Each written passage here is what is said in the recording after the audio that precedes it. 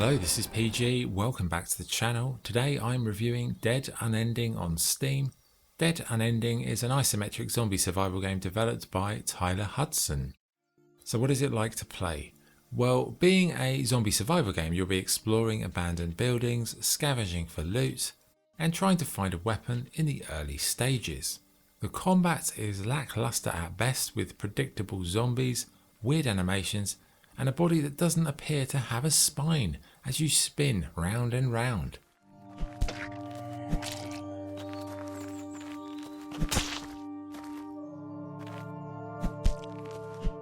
Building is also featured, but it is quite limited in terms of how much you can build and the complexity of that environment.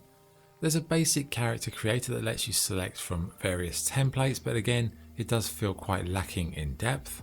And that is something that I'd say would sum up the game on the whole. It's clearly inspired by games such as Project Zomboid, but it fails to deliver on the depth, detail and design quality of games of that ilk. The game came out a while ago, but it hasn't really had any major improvements, and it feels more like a shell of a game, like a very early access game that hasn't really been worked on enough to justify its release. Visually, I mean, it's okay. It's not amazing, but it's kind of colourful. It looks quite nice. It looks like it could be something special. Sound, it's too minimal, lacking any depth, lacking any quality. You know, it is like a shell of a game, even in the audio sense. Anyway, verdict, Dead Unending. It's a disappointing zombie survival game that looked like it had some potential, but in the cold light of day, it doesn't fulfill any of the potential it had.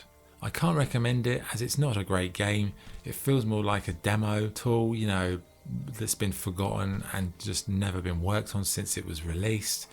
Scoring, I'd give it Dead Unending 4 out of 10. I feel like that's probably generous even, but yeah, it's not a great one. Anyway, that's the review. This is PG signing off. Cheers.